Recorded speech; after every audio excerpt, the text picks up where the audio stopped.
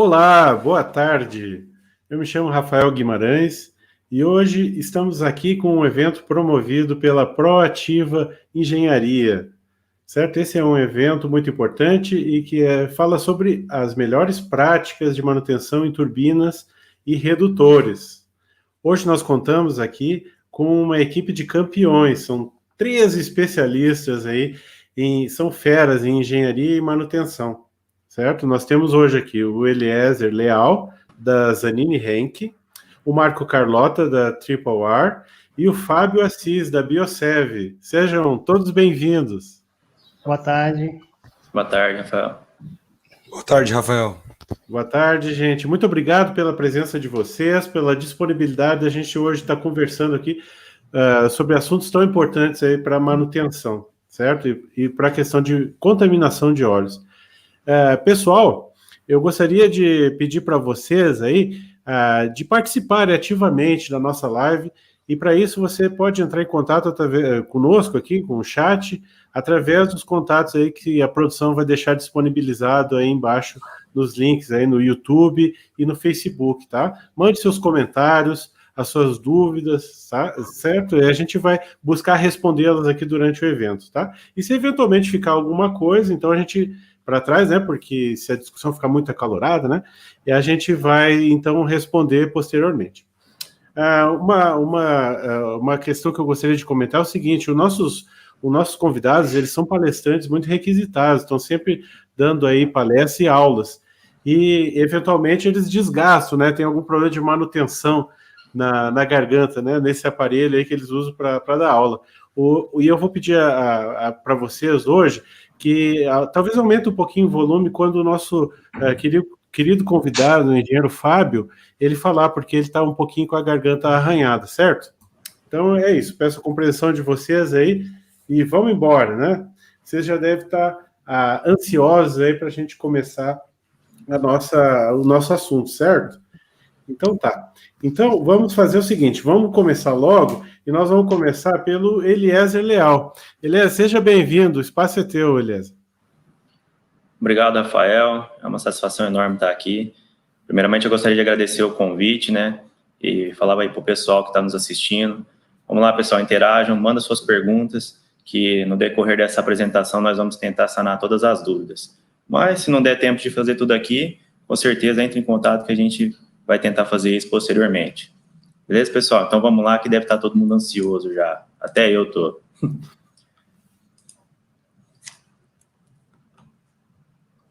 Bom, meus amigos, para falar um pouco sobre as melhores práticas de manutenção em redutores, eu trouxe aqui como exemplo um redutor que é o queridinho da Zanini Henke. Com certeza do nosso portfólio é o equipamento mais conhecido pelo mercado, que é o Torque Max. O Torque Max é um acionamento para moendas, né, que foi concebido lá na década de 90, e que teve a concepção em 90, mas que entrou em operação em 1991, né? Mas, por ser um equipamento tão robusto e confiável, né, ele não se limitou a ficar apenas no acionamento de moendas, né? Hoje, nós temos a aplicação desse equipamento no setor de mineração, siderurgia, cimento, entre outros. Mas, de fato, né, 98% dos nossos equipamentos são instalados nos tandens das usinas, né, no setor sucroalcooleiro. Já são mais de 500 unidades em operação, sendo que 100 delas estão no exterior. Eu trouxe para vocês um panorama, né, de como é o Torque no mundo. Então, nós podemos ver aí que ele já conquistou as Américas, né, e não se limitou só a esse continente, né, temos exemplares também na África, Ásia e Europa, né, são mais de 100 unidades instaladas. E essa confiabilidade do mercado no equipamento se deve à robustez, confiabilidade, né, e principalmente a evolução e pesquisa que a Zanini Henke dedica tanto tempo nesse equipamento. Por ser um equipamento tão dedicado, com tantos exemplares em operação, existe sempre um trabalho muito forte, né, de desenvolvimento e pesquisa. Só para a gente entender melhor o que eu estou falando aqui, né, eu trouxe para vocês um pouquinho da evolução dessa máquina. O Torque Max ele foi concebido em 1990, como eu disse, e o primeiro Torque Max entrou em operação em 91, né? Em 98, foi a primeira grande intervenção no seu projeto, né? A carcaça passou de bipartida para tetrapartida, né, uma carcaça de 4 partes. Né, isso facilitou a questão do transporte, manuseio, manutenção. Né, e em 2004, a pedido do mercado, foi incluído mais um estágio de redução nesse equipamento, para que as usinas pudessem ter uma melhor extração de cana. Né. E em 2006 foi um marco muito grande, né, de tecnologia nesse equipamento, através de um trabalho feito em parceria com a Henk da Alemanha, foram incrementadas tecnologias de dentado no nosso equipamento, que até então, nessa época, só a Zanini Henk tinha no Brasil, né, e a tecnologia de dentado é um foco muito grande da nossa empresa, e até hoje fazemos pesquisa e desenvolvimento, sendo que algumas dessas tecnologias continuam sendo só de uso exclusivo da Zanini Henk, pelo menos para aplicação de redutores, né, sendo que algumas delas são usadas até no setor aeroespacial. Né, isso só para vocês terem uma ideia aí de quanta tecnologia embarcada tem dentro desse equipamento. Em 2011, né, veio o TorqueMax 2.0, né, foi a evolução do TorqueMax, um projeto com a mesma robustez, mas com design um pouco mais inteligente para que pudesse haver uma redução de peso do equipamento. E finalmente chegamos em 2020, com o estado da arte, né, foi o maior TorqueMax fabricado pela Zanini Henk até hoje, o maior do universo, o B78. Esse redutor está em operação na usina Alta Mogiana, operou essa safra e com uma performance excepcional, foi excelente. Eliezer. Então, oi. Gente, Eliezer, pessoal da live, vocês me desculpem aqui, porque isso só acontece ao vivo mesmo. Eu não fiz a apresentação apropriada do Eliezer, gente. Eu já estava tão ansioso para entrar no clima, no assunto aí, que eu não apresentei, Eliezer, você apropriadamente. Me desculpe, mas eu vou consertar isso agora, em um instante, tá bom? Gente, o Eliezer é engenheiro mecânico, com MBA e mestrado. E ele é muito especializado em redutores, que ele já está falando aqui, né? Então, por conta disso, ele é uma pessoa chave aí para dentro da nossa apresentação, certo? Então, fazendo esse parênteses, desculpe novamente aí, Eliezer, tá? Que eu passei aí, mas eu fiquei mesmo ansioso, absorto já dentro desse assunto, tá bom? Segue aí que é tua. Imagina, Rafael, tamo junto, cara. Bom, muito bem, pessoal. Então, estávamos falando aqui, né, um pouquinho da evolução desse equipamento, e nós podemos notar, através dessa linha do tempo aqui, que por ser um equipamento tão bem aceito pelo mercado, a Zanini Henk nunca passou uma década sem que fizesse uma revisão do projeto, uma alteração. Há 30 anos da instalação do primeiro TorqueMax, sendo que é muito comum, pessoal, né, nós encontrarmos redutores aí em operação há mais de 20 anos, né? E essas características são graças à grande tecnologia embarcada nesse equipamento, com certeza.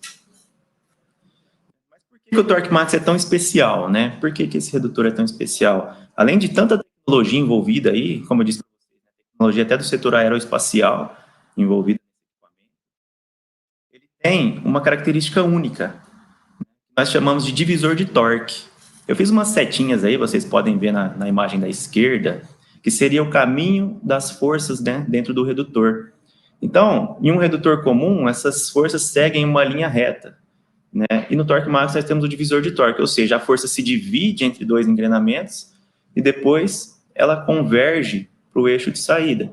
Então, num espaço muito menor, você consegue a mesma transmissão de torque e a mesma transmissão de rotação, né? Mas o X da questão aí tá que quando você tem uma divisão de torque, você tem que ter um know-how e uma experiência muito grande para garantir que todos os engrenamentos sofram os mesmos esforços. Né? É muito comum, nós percebemos aí no mercado, que relatos, né, de clientes que tiveram a manutenção feita no seu equipamento e depois da manutenção o redutor veio a falhar. Né? Então, pessoal, tome muita atenção nisso, né, porque ele é um redutor especial. Então, os procedimentos utilizados para fazer essa divisão de torque é um know-how da Zanini Henk, né? Temos 150 anos de experiência em dentado, não é à toa, né? Por isso é sempre muito importante, né, esse tipo de manutenção ser feita por quem tem o know-how, né? E aí está o grande X da questão desse equipamento, né? É o divisor de torque, por isso que ele é um equipamento tão especial. Dentro de um redutor, pessoal, vocês devem saber isso, é tudo calculado. aquele parafusinho que vai fechar a tampa, até os eixos, engrenamento, rolamento, é tudo calculado, não passa nada. E tem que ser assim. O equipamento tenha uma excelente performance.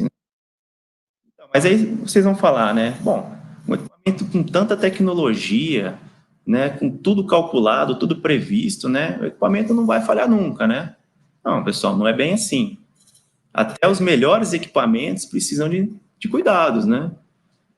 Então, o que acontece? Eu trouxe essa imagem aqui para vocês terem um panorama, né? Por quê?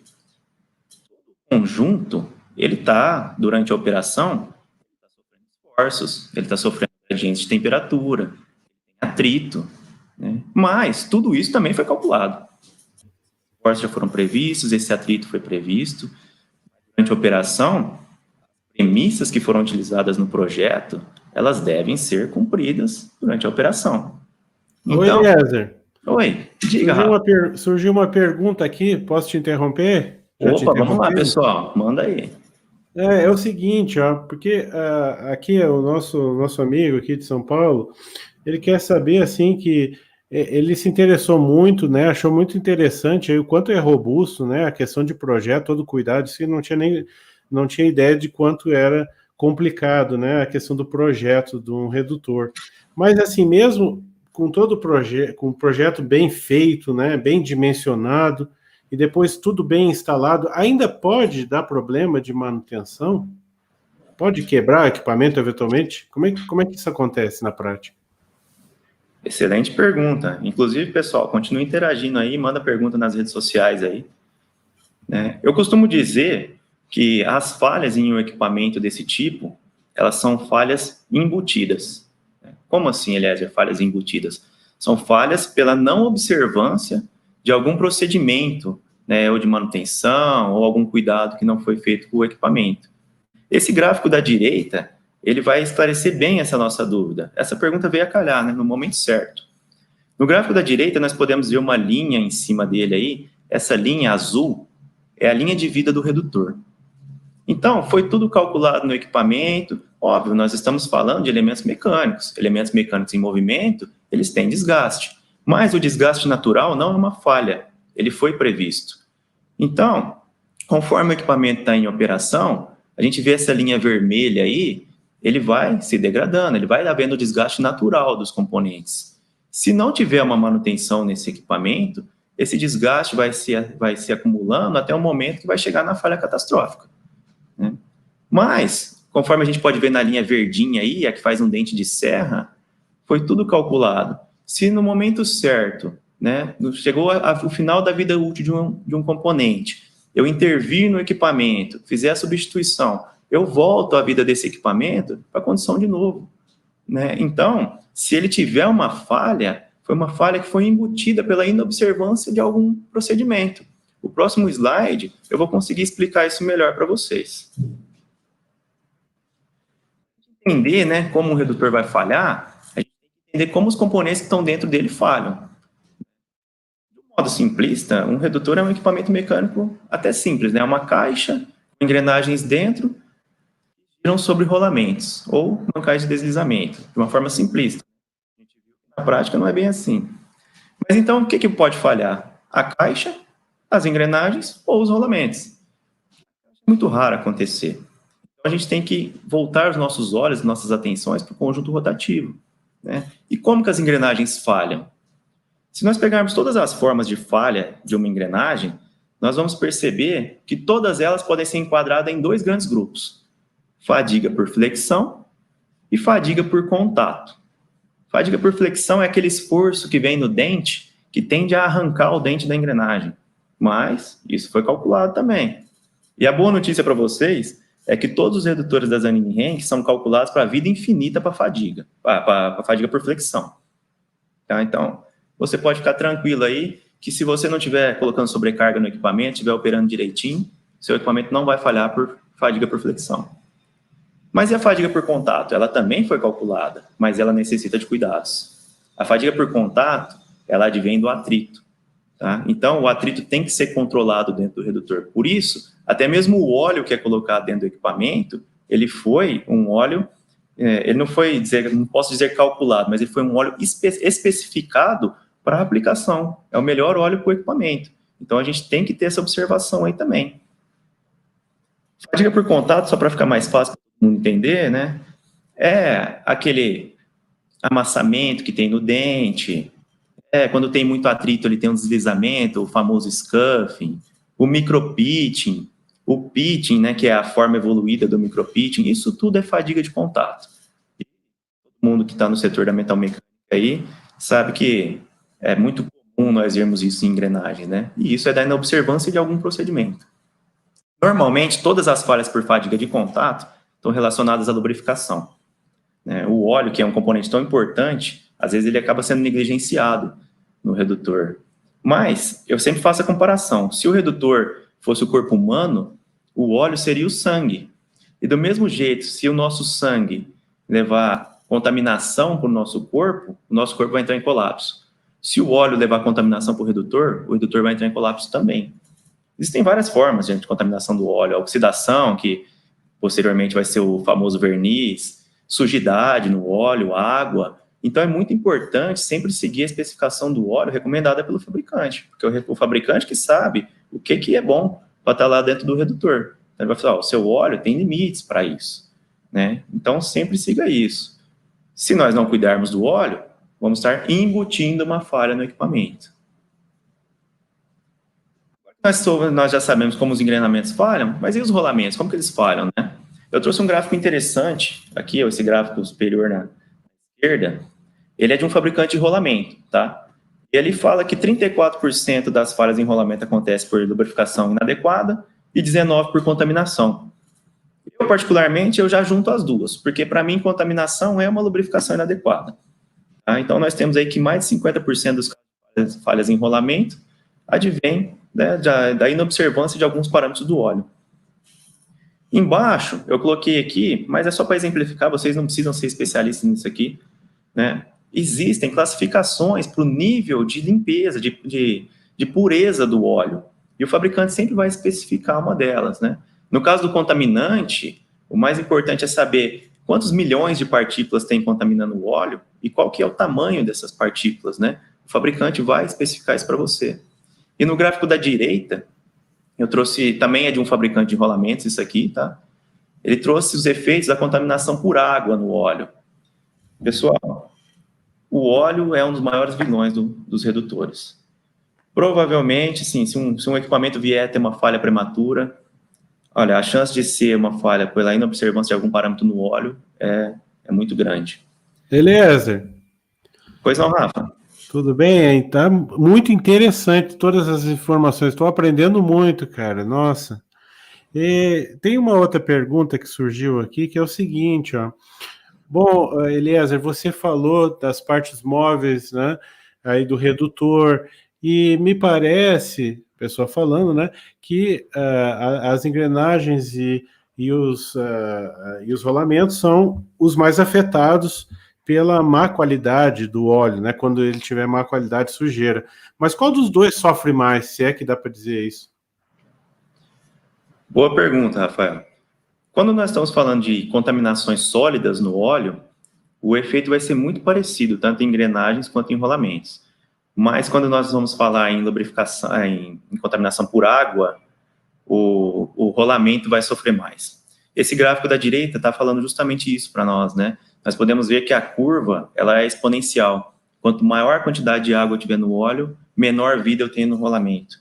O engrenamento, ele suporta um pouco mais, mas o rolamento, ele vai falhar, assim, costuma ser metade da vida. Quando eu tenho uma contaminação acima do recomendado, é metade da vida, tá? Ou até mais em alguns casos. E de outra forma, se eu puder garantir uma boa pureza do óleo, eu vou ter o aumento da vida dos componentes, e principalmente dos rolamentos, que vão ser o rolamento é o fusível do redutor, né? De forma natural, ele vai ser o primeiro componente a chegar no final de vida útil, porque o engrenamento vai ter uma vida útil muito maior do que a dos rolamentos. Se eu conseguir aumentar essa vida, eu estou ganhando dinheiro, é assim que ganha dinheiro com manutenção, aumentando a vida dos componentes. Acho que está respondida a pergunta aí, né? Então, o rolamento sofre mais. Ótimo. É isso aí. E o que a gente quer evitar aqui é máquina parada, né, Elias? aí o prejuízo acho que é intangível o valor, né? Porque não é só a máquina parada, né? Tem todo uma atmosfera que envolve a máquina parada, né? Bem, pessoal, aqui é só um slide só para mostrar para vocês. Na figura da esquerda superior, nós estamos vendo um elemento rolante de um rolamento em contato com a pista e o óleo que faz a lubrificação pelo meio deles, né? Esse efeito aí tem um nome até feio, eu vou contar aqui para vocês, mas vocês não precisam se preocupar muito com isso. É o efeito elasto-hidrodinâmico, tá? Que é a capacidade do óleo de sofrer as cargas do rolamento ou do engrenamento sem quebrar o filme, né? Nós todos sabemos que o filme de óleo é muito pequeno ali, então, e nós temos uma folga muito pequena nos rolamentos também, porque o rolamento ele dilata com o calor, tudo, né? Mas existe uma folga ali. Se essa folga é tão pequena, se eu colocar uma partícula muito grande para passar por ali, vai acontecer o que nós estamos vendo na figura aí da parte esquerda inferior da tela. Isso aí era um óleo que estava contaminado por partículas, ele não conseguia passar pela folga do rolamento, porque as partículas eram muito grandes, e aí o rolamento acaba prensando ele contra a pista. E isso vai destruir, vai acabar com a vida do seu rolamento, né? Então, pessoal, a lubrificação é extremamente importante para o redutor. Provavelmente ela vai ser a falha embutida no seu equipamento, né? E isso tanto o redutor operando, quanto o redutor parado, né? A gente está falando aqui do redutor em operação, mas e com o redutor parado? Mesmo com o redutor parado, nós precisamos ter cuidados com o óleo, até quando o redutor estiver parado, que é a conservação, né? Agora, principalmente no setor sucroalcooleiro, nós estamos num período que vai ser o período de hibernação dos redutores, porque nós estamos na entre-safra, né? Então, pessoal, não adianta eu fazer a hibernação do redutor com um óleo contaminado com água, por exemplo, né? A água vai ficar ali, o redutor aquece durante o dia, esfria durante a noite, vai haver condensação, vai chover dentro do redutor, né? E aí vai causar oxidação, né? Você vai perder sua carga de óleo, provavelmente, né? Então, esses cuidados também têm que ser tomados com o óleo, mesmo com o redutor parado, tá?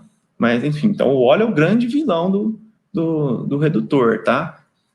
Eu vou dizer assim, eu não tenho essa estatística, mas pela experiência, eu tenho um feeling que mais de 50% das falhas que acontecem em redutor estão relacionadas ao óleo, tá? É o principal vilão aí.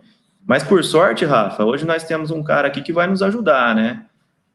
Acho que ele vai poder dizer um pouco mais para nós aí como que nós vamos poder evitar todos esses problemas aí com o óleo, né? Tô achando que sim.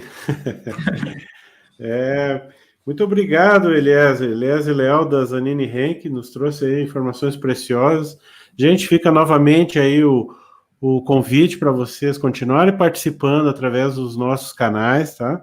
Coloque aí sua dúvida, as suas sugestões, seus comentários, tá?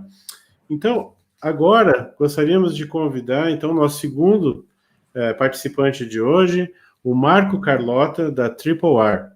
O Marco ele é engenheiro mecânico, tem mais de 20 anos de experiência com purificação de óleo e controle de contaminação em óleos.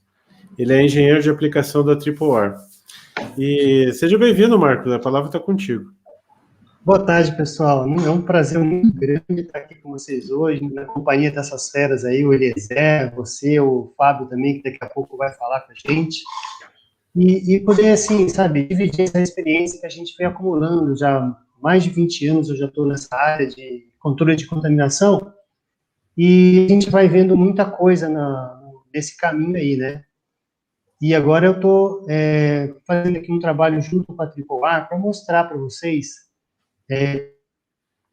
como esse tipo de problema que foi comentado, de oxidação do sistema, desgaste abrasivo, quebra prematura, tudo isso. E esse não é o objetivo de uma indústria de ponta como essa que a gente tinha.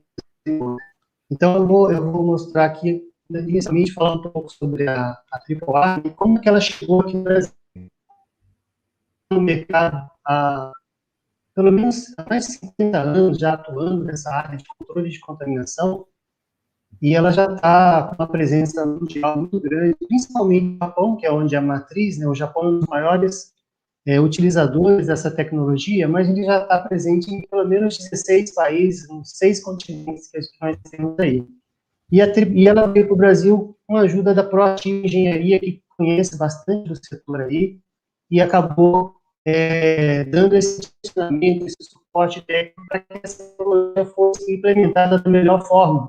Porque não adianta trazer uma tecnologia se a gente não sabe como usar, como ela funciona, principalmente uma mudança de paradigma, que hoje a gente já tem outras tecnologias que são usadas, que também resolvem vários problemas, mas chegou o momento da gente conhecer um pouco mais, né? Essa é uma tecnologia patenteada, esse aqui que nós temos aqui é um modelo original que foi criado nos anos 60, e hoje a gente já teve uma evolução muito grande, hoje já tem uma linha completa de sistemas, temos aqui o modelo, a série TR, que é um modelo bypass, né? Temos também a série PU, que é para altas pressões, os modelos offline, que é a série SE e a série OS, que é para grandes volumes, e uma infinidade de elementos que podem ser usados para cada tipo de lubrificante que a gente vai encontrar no mercado aí.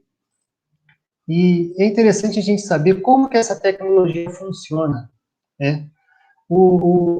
Hoje a gente ouve muito falar, né, já está bem implementado na indústria o filtro convencional, que ele tem uma construção já bem crítica, que é uma passagem radial pelo elemento, como se fosse uma folha de papel dobrada, né? E ela tem uma espessura que chega no máximo a 1,5 mm, um filtro com bastante camadas de meio filtrante. Se a gente for comparar com o sistema de purificação, ele vai fazer um caminho diferente, ele vai entrar pelo centro do elemento, e ele vai descer pelo meio filtrante denso de celulose, uma celulose especial, que é bobinada, e ele vai seguir um fluxo radial por entre as folhas, percorrendo um caminho de 114 milímetros.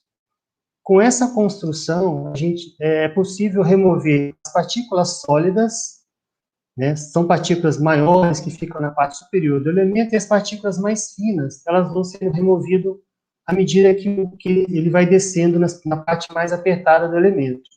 E também é possível remover a água através da absorção.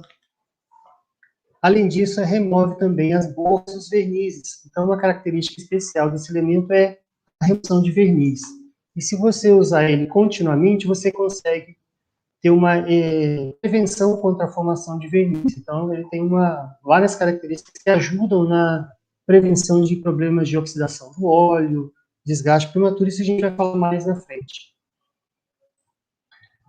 Como que a gente, uma maneira importante, um tema importante que sempre o mercado pergunta, como que esse equipamento funciona, como ele é instalado? Ele é instalado diretamente na linha de pressão do sistema de lubrificação.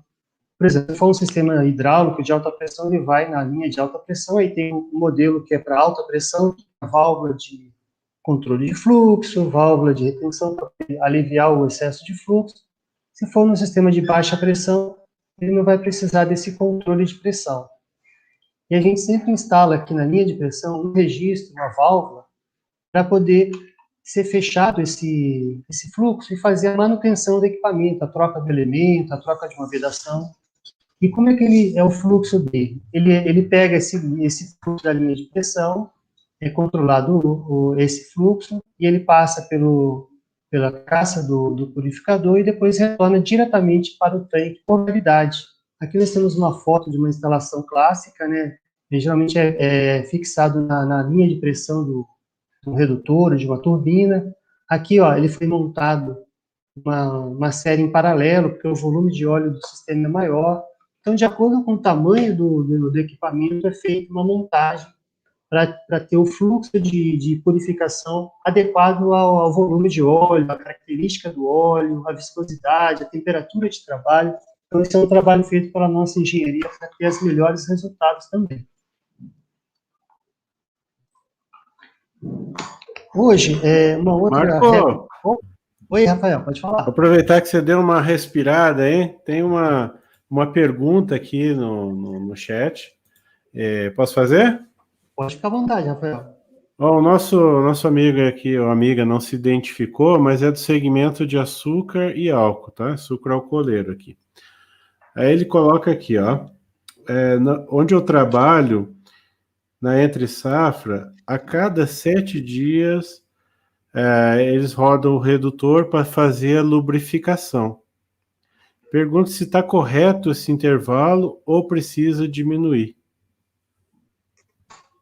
Olha, eu confesso que eu não entendi muito bem a pergunta, mas ele fala, na entre-safra, tá certo. Eles fazem uma movimentação do redutor para que seja feita uma lubrificação, talvez evitar aquela oxidação que o Eliezer comentou agora há pouco. É uma boa Isso não pergunta. está escrito aqui, talvez se ele estiver ainda na sala, quiser complementar depois, mas o que eu li é o que ele escreveu, né? Vamos chamar o Eliezer aqui para ele poder responder essa pergunta, que ele é especialista nisso, ele pode ajudar melhor. Excelente. Essa é uma boa prática, né, que algumas usinas adotam, porém eu vou fazer uma ressalva. O fato da movimentação do eixo, você tem que tomar sempre atenção para que depois que ele for movimentado, rotacionado, ele não pare no mesmo lugar que ele estava no início. Você sempre deve parar o eixo defasado da posição que ele parou. Essa movimentação, ela vai evitar a oxidação por contato. Como que acontece a oxidação por contato, né? Com o tempo o redutor fica parado ali, o óleo vai afinando cada vez mais, vai saindo, né? O óleo vai saindo daquela posição, até que quebra o filme e vai ter contato metal com metal. As peças começam a trocar elétrons e vai ocorrer a oxidação. O giro do equipamento uma vez por semana é para evitar a oxidação por contato. Mas, e está correto, uma vez por semana está excelente, tá? Continue fazendo isso. Mas isso só funciona também se o óleo estiver em boa condição, né? Porque se o óleo estiver contaminado com água, por exemplo, em 7 dias, você já vai ter oxidação dentro do equipamento. Você vai evitar a oxidação por contato, girando o redutor, mas não vai evitar aquela oxidação que ocorre pelo processo de evaporação da água e depois de condensação, tá? Olha, Zé, aproveitando que você está nesse tema, pelos esses acompanhamentos que eu fiz nas usinas, eu observei que tem muitas que usam filtro dessecativo, agora tem outras que estão usando o exaustor para tirar o vapor. E esse sistema, assim, eu não sei exatamente, mas eu vi que é uma prática muito comum, a gente até recomenda que tenha esse sistema eficiente de retirada da água e prevenção contra a entrada. Nesse caso, ajudaria ele a resolver, a conter essa questão da umidade para poder não oxidar o sistema? Sim, ajudaria e ajuda bastante, mas como sempre, né, o desumidificador, ele vai retirar aqueles vapores que estão dentro do redutor, que são vapores que carregam hidrogênio, né? Então, aquela atmosfera de hidrogênio que estiver dentro do redutor, ele vai retirar. Só que, se a água já estiver no óleo, ele não vai ser eficiente. Ele vai retirar o que está na atmosfera, mas a água presente no óleo ainda vai ser suficiente para causar oxidação dentro do equipamento. Muito bom. Então, eu vou continuar minha apresentação aqui, que agora eu vou falar justamente sobre esse tema aí da contaminação de água no óleo. Beleza? Então, seguindo aqui, obrigado pela ajuda, Eliezer. Foi muito boa a sua participação. Então, aqui, a gente vê que a contaminação do óleo, ela vai crescendo à medida que o equipamento vai operando. Se a gente não tomar nenhuma ação nessa curva de crescimento da contaminação, ela tende a chegar numa situação crítica, catastrófica, que pode gerar uma quebra prematura do equipamento. Então, as empresas, hoje em dia, elas têm uma prática de corretiva, né, uma preventiva, de fazer uma filtragem do óleo com um carrinho, uma unidade móvel de filtragem, e tira as partículas do óleo, já joga no nível mais baixo de contaminação de partículas, depois o equipamento sai da máquina. E aí, novamente, a contaminação sobe, e aí faz uma nova filtragem, tira a máquina, então isso gera um gráfico de serra, uma condição constante de contaminação e descontaminação. E essa contaminação a gente está se referindo não só a partículas, como também a água, né? E agora a gente traz essa proposta de instalar um sistema de purificação que vai remover toda essa contaminação sólida, líquida, como também outros resíduos de oxidação, e manter esse sistema com óleo limpo durante toda a operação. Isso vai trazer melhores resultados para o sistema de manutenção. Aqui a gente tem uma amostra, um caso prático, de uma situação de uma turbina, né, um turbogerador, que usava o sistema de filtragem convencional, e aqui tinha uma oxidação elevada, uma formação de verniz e um nível de contaminação sólida de NS10.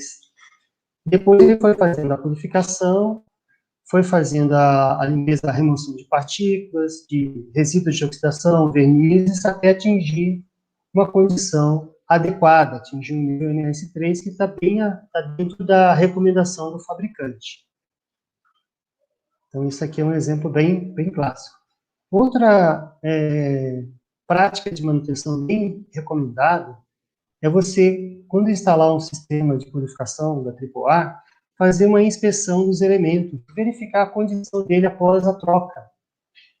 E aqui, por exemplo, nesse caso, a gente tem uma evidência de que o sistema que estava operando tinha muita água, então ele provoca rachaduras no elemento, uma saturação de água, então é possível visualmente que ele estava com água, lógico, o elemento vai tirar uma grande quantidade dessa água, então você vai tomar o cuidado de rever a periodicidade para que retire cada vez mais água. Então, a segunda condição é você ter muitas partículas reais na superfície do elemento, isso mostra que pode ocorrer uma limpeza do sistema de segurança pirostrófico, que acaba removendo bastante metálico, mas e se isso permanecer, tomar um cuidado de fazer uma análise de ferrografia analítica para tentar descobrir se tem algum componente já apresentando alguma falha.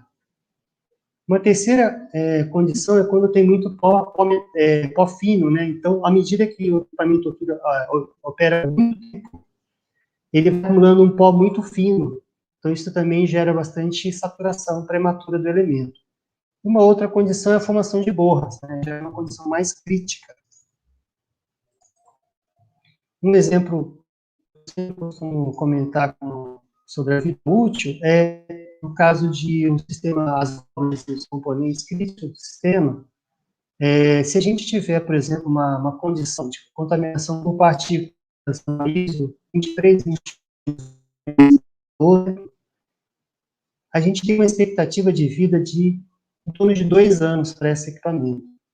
Se a gente conseguir reduzir essa contaminação para um ISO 16141, um NS5, a gente consegue elevar a expectativa de vida desse equipamento para 14 anos. Lógico, tem que levar em consideração todas aquelas questões que o Eliezer trouxe, da instalação correta, alinhamento, todos os cuidados básicos de manutenção, mas levando em consideração que a contaminação por partículas e por água são os maiores vilões do desgaste do equipamento. Ô, Marco. Rafael. Então, tem uma pergunta aqui que vai nessa direção. Não sei se você ia falar nisso mais adiante ou não, mas aqui o nosso questionador, ele fala o seguinte, eu acho que algumas práticas não tão adequadas de manutenção, eles podem afetar o resultado da minha empresa, né? Mas eu não consigo enxergar quais são todos esses efeitos que pode causar aí no negócio, né? E tem uma outra pergunta, então, que eu juntei as duas, tá? Porque elas têm a ver com o mesmo assunto. É uma outra pergunta sobre como é que pode justificar um investimento em purificação de óleo junto à gerência.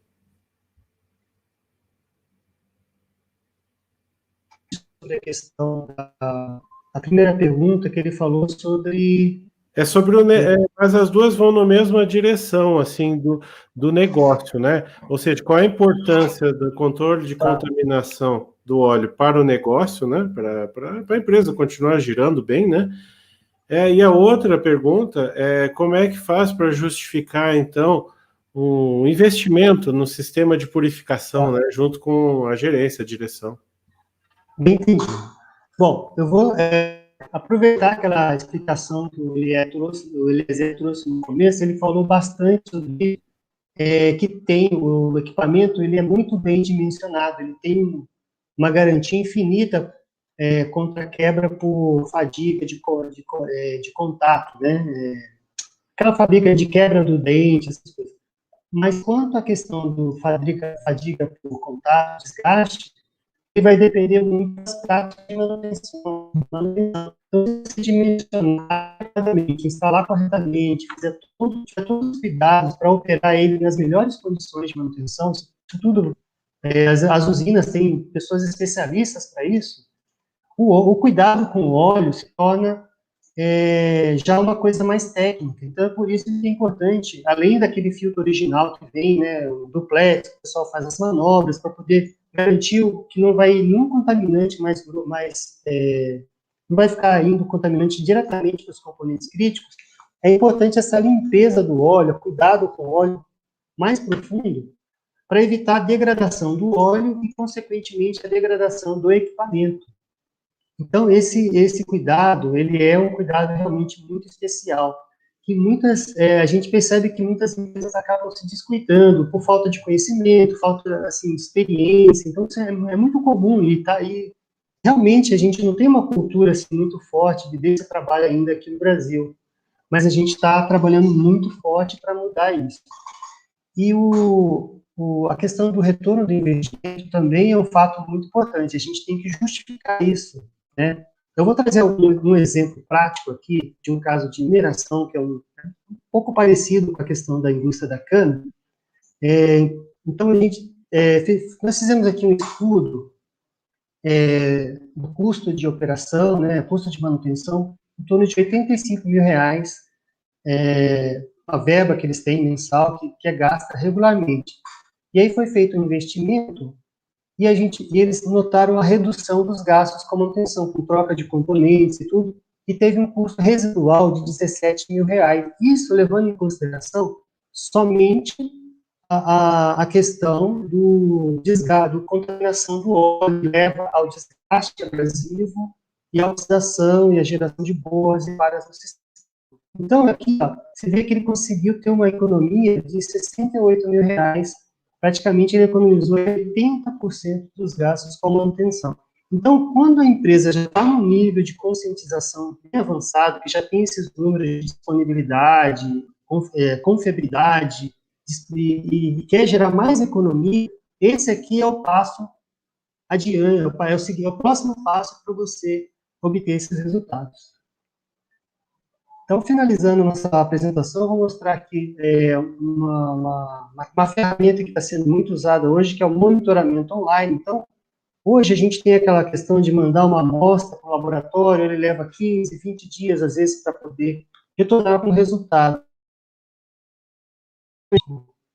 Além de você cuidar da qualidade do óleo, ter um sistema adequado para purificar o óleo, é importante você ter um monitoramento, controlar essas 3 variáveis, que é a água, partículas e a temperatura do óleo. Com isso, você vai ter uma prevenção completa, né, um controle completo da qualidade do óleo e vai ter melhores resultados. E agora, para finalizar, algumas referências que a gente já tem aqui, e o meu agradecimento especial aí pela participação aí de vocês. Obrigado. Muito obrigado, Marco. Olha quanta coisa, quanta informação sobre a qualidade do óleo, sobre a sanidade dele, o sangue das máquinas, né? O sangue dos redutores e turbinas. Muito obrigado, Marco. E daí qualquer coisa a gente volta com você, de acordo com as perguntas que surgirem, tá bom? Então vamos agora chamar o nosso terceiro convidado de hoje, que é o Fábio Assis, engenheiro da Biosev. Fábio tem mais de 20 anos de experiência no segmento, ele é engenheiro mecânico com mestrado e especialista em vibração, principalmente focado em manutenção preditiva. Fábio, seja bem-vindo, a palavra está com você. Obrigado, Rafael. Muito boas as apresentações, né, do Marco e do Eliezer. Parabéns aos dois aí, os conteúdos com certeza vão ajudar aí todos aí, não só do segmento que eu represento aqui, sucroalcooleiro, mas também de todos os outros que vão precisar de limpeza de óleo e de confiabilidade em redutores. Eu vou falar um pouco aqui sobre a parte de preditiva, tá? Eu sou também usuário das soluções apresentadas aí pelo Eliezer, né? Nós temos aí alguns redutores Torque Max nas nossas usinas e também já implantamos em algumas usinas as soluções da Triple. Então, posso afirmar aí que são produtos que tem uma grande confiabilidade, tá? Agora, vamos falar um pouquinho aqui da parte que complementa, né, essa questão de a gente iniciar com um projeto adequado, foi mencionado pelo Eliezer, aplicação correta, fabricação, instalação. Depois a gente entra na parte de manutenção, né? Então, a manutenção e a operação dentro dos limites adequados, seja de lubrificante, seja de processo, de fator de serviço, ela vai assim, encaminhar para que eu tenha uma vida útil no meu equipamento. Então, dentro do monitoramento de técnicas preditivas, eu queria aqui focar um pouquinho na parte de análise de vibração e também um pouco da parte de análise de óleo, né? São ferramentas aí para a gente identificar as anomalias que vão estar presentes nos equipamentos, e também depois eu vou falar um pouquinho da nossa experiência com a Triple.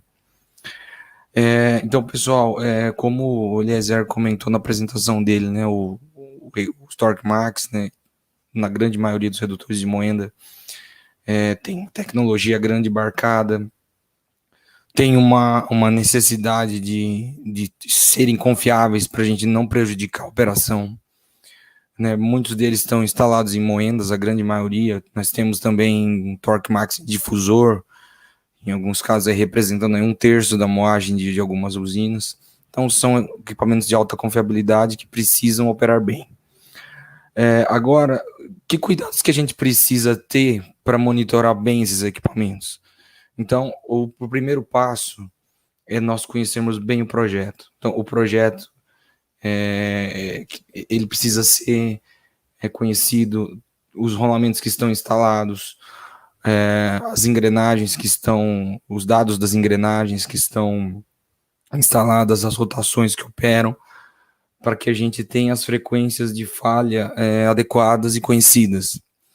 Outro ponto, nós precisamos ter os sensores de vibração aplicados da forma correta. Não é um sensor somente que vai servir para tudo, né? Onde a gente tem rotações menores, é importantíssimo eu ter um sensor com uma sensibilidade maior, né? E nos eixos de entrada uma sensibilidade menor.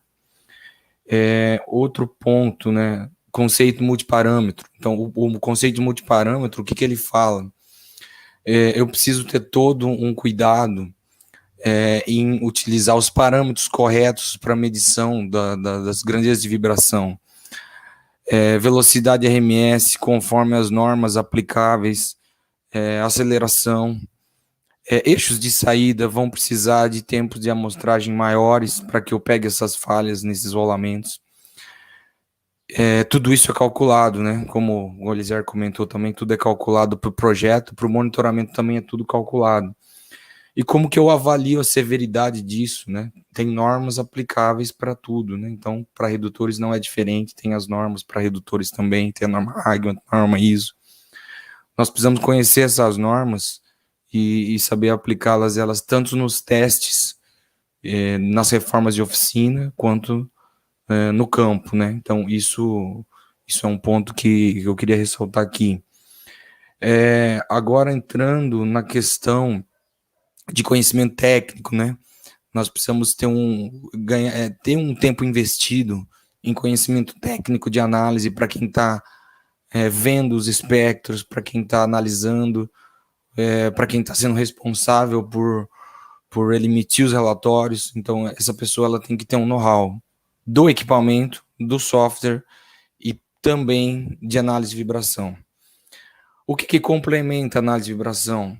Análise de óleo. Então, o óleo foi dito aqui, e é uma verdade muito grande, ele precisa ser controlado, né? Precisa ser controlado a qualidade do óleo, a limpeza do óleo, né? Então, aí entra mesmo, o Marco até costuma falar muito isso, não é só filtrar, é purificar o óleo, né? É uma purificação.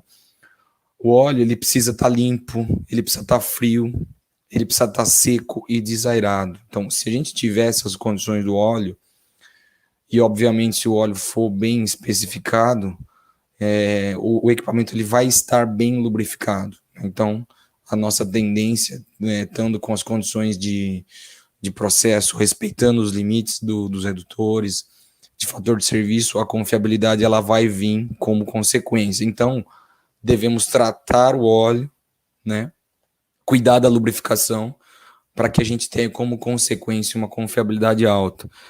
E o método da Triple, né, de purificação de óleo, ele complementa muito bem, né, as soluções de redutores que nós temos hoje no setor sucroalcooleiro, pelo fato de ele retirar água, né, e ele ser muito eficiente na retirada de partícula sólida, né. Então, nós tivemos casos aí de sucesso aí em algumas usinas nossas, tínhamos uma quantidade de falhas muito grande, e após a implementação dessa solução, as falhas caíram muito, né. Um ponto que o Marco comentou na apresentação dele, que a gente tem buscado utilizar também, é ter a inspeção visual do filtro, né, como um elemento a mais para uma tomada de decisão. Eu chego no momento de entre-safra, eu preciso ser assertivo, eu não posso tirar todo o parque de equipamentos para manutenção, eu tenho que tirar aquilo que é necessário sair, né? E como que eu vou saber isso? Com as técnicas de preditiva me informando se é necessário ou não. Então eu tenho análise de vibração, eu tenho análise de óleo e também eu tenho a análise que foi mostrada, né, pelo marco de análise do filtro. Como que esse filtro está se comportando? Eu tenho partículas de rolamento, eu tenho partículas de... esse elemento está saturado por água, eu tenho como prevenir a entrada de água, por onde que está entrando essa água? Né? Essa entrada de água, ela está vindo do trocador, eu estou prevendo a manutenção do trocador, como que está a condição de água do trocador? Eu tenho uma torre dedicada, ela está em boas condições, né? Como está o tratamento da água? Então, a partir de uma inspeção do filtro, eu consigo ampliar muito a minha análise e ser assertivo, né? Eu acho que a palavra aqui é assertividade, né? Quanto mais elementos, quanto mais análise, quanto mais técnica a gente tem para decidir o que fazer com o equipamento, né? Ir para manutenção, é melhor. Então, essa solução, ela nos ajuda nesse sentido. Fábio, Oi. Posso te interromper? Claro, claro. A gente tem uma pergunta aqui que é a seguinte, ó.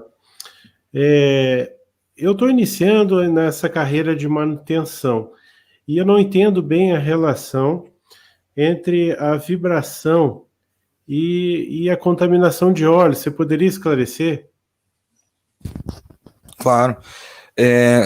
Tudo está interligado, né? Então, o equipamento é um só, né? Na lubrificação, ela vai, no caso do óleo de lubrificação, ela vai buscar minimizar o atrito, né? Reduzir a temperatura e eu ter o menor desgaste possível. O que eu vou fazer? Como é que eu vou identificar que eu tenho um problema de lubrificação, né? Via análise de vibração.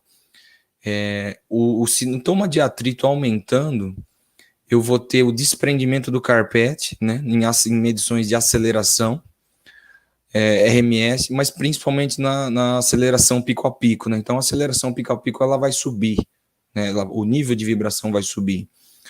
Em alguns casos, o fator de crista ele sobe também, né? Então, eu tenho uma elevação dos níveis de vibração, eu tenho uma baixa definição de frequência em alguns casos, e tem casos que eu vou, né, avançando o problema, eu tenho até as frequências de falha de rolamentos, de pista interna, pista externa, elemento rolante aparecendo também. Então, análise de vibração bem feita, ela identifica os problemas de lubrificação. Mas, assim, o conceito multiparâmetro, o que ele fala? Eu preciso olhar a máquina como um todo, né? Eu preciso também saber como que está a saúde desse óleo, né? Esse óleo ele está em boas condições? E aí eu vou voltar um passo atrás, não só em relação à limpeza, né? Como a gente está comentando aqui, mas também em utilização de óleo conforme o fabricante, né? Então, eu vi vários casos na minha carreira, aí já são mais de 20 anos trabalhando nisso, não é incomum a gente encontrar óleos, né, sendo aplicados que não são os recomendados pelo fabricante. Então, óleos de redutores precisam ter aditivação correta, precisam ter aditivação micropitting, a viscosidade adequada. Então, se a gente aplicar um óleo que não é o correto para o equipamento, ele vai falhar. Então, a primeira premissa, eu estou aplicando o óleo correto que está sendo recomendado? Sim. Então, agora eu preciso manter ele purificado, né? E aí, para isso, tem sistemas que purificam. Fábio, mas muito interessante essa análise espectral, né, dos ruídos que você falou aí. Agora tem um espectador nosso aqui que ele não entendeu o que seria pico a pico, que você comentou aí.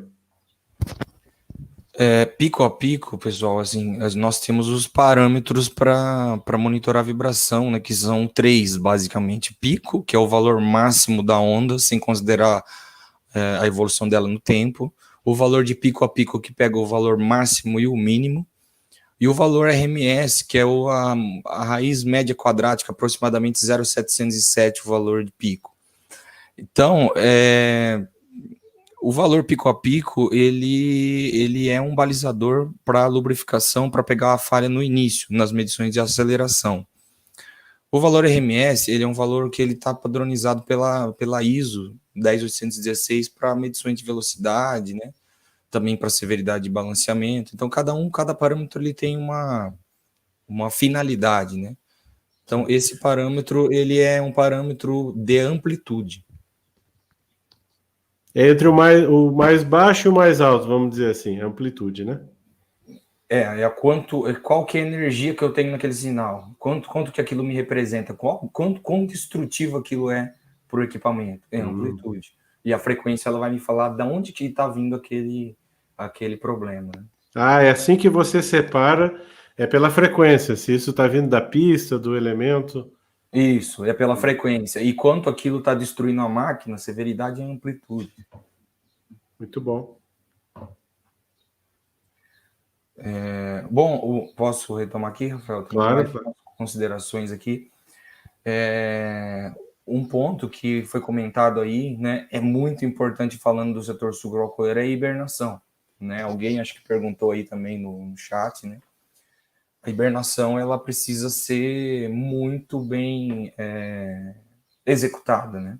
Então, eu volto a dizer, quem é que vai saber como que faz a hibernação de um redutor torque max? É o fabricante.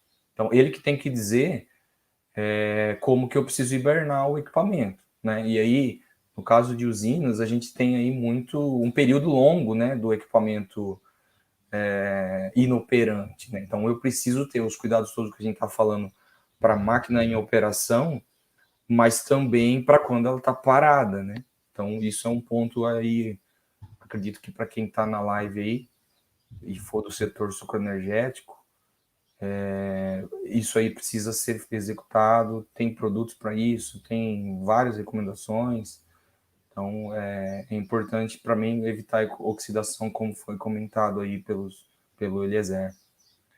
Rafael, acho que é isso, tá? Vou passar a bola para ti aí, não sei como é que estamos de tempo, mas a minha parte era essa. Fábio, muito obrigado, olha, muito boas os teus esclarecimentos, as perguntas também, a gente agradece ao público aí. Realmente a gente está com um time campeão hoje aqui e a gente está chegando mesmo ao final aqui da nossa live. Pessoal, se ficou alguma dúvida ainda, vocês podem enviar, porque a gente vai estar encaminhando isso offline, tá? E remetendo para vocês as respostas, tá? Lembrem de acessar os sites das empresas aqui, que hoje participaram através dos seus representantes, dos engenheiros, dos técnicos, né? Que tiveram hoje aqui, para tirar maiores dúvidas, e gostaria de passar, então, a palavra para vocês fazendo alguma consideração final antes da gente se despedir. Pode ser o primeiro, pela ordem ali da apresentação, pode ser o Eliezer.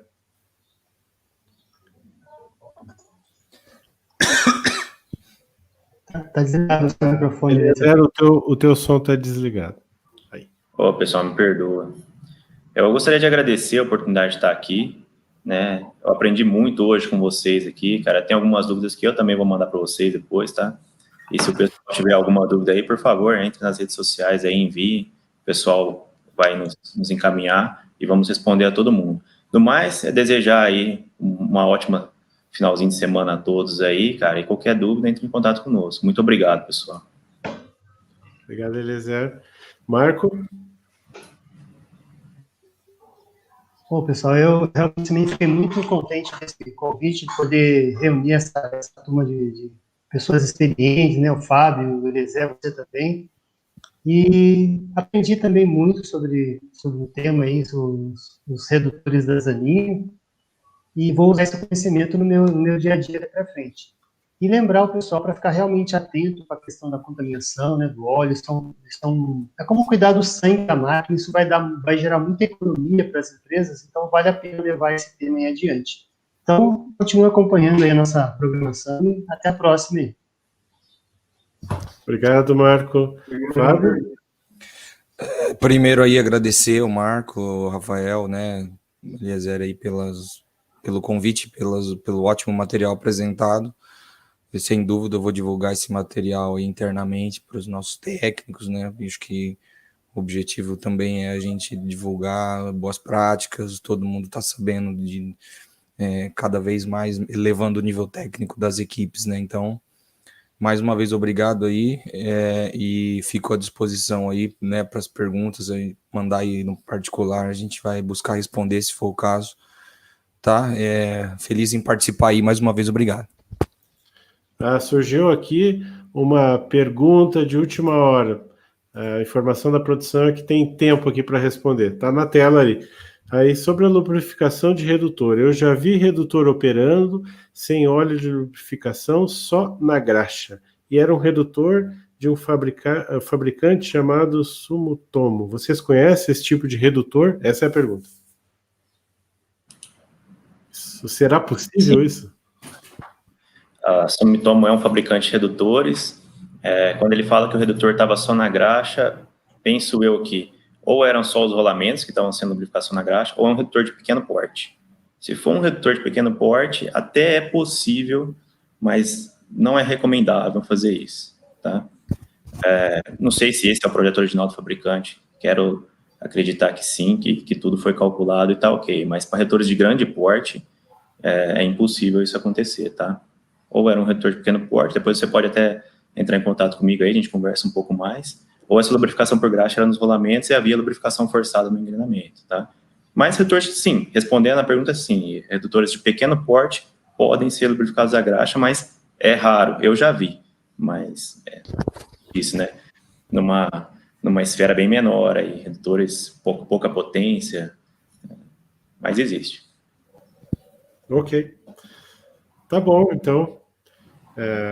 Acho que tem mais algum comentário, senão a gente já vai encerrando por aqui, agradecendo já. Alô, Marco, tá mutado o seu microfone. Não, acho que é isso mesmo, Rafael. O pessoal já deu tempo, tá tudo certinho. Obrigado, mais uma vez, obrigado aí para todo mundo aí.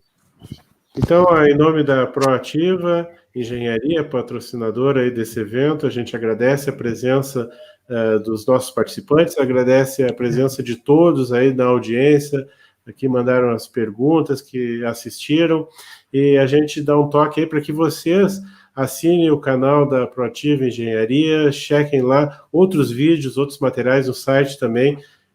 Se você tiver dúvida, dá uma ligada aí para o pessoal que teve hoje na nossa live. Muito obrigado, gente, e até a próxima.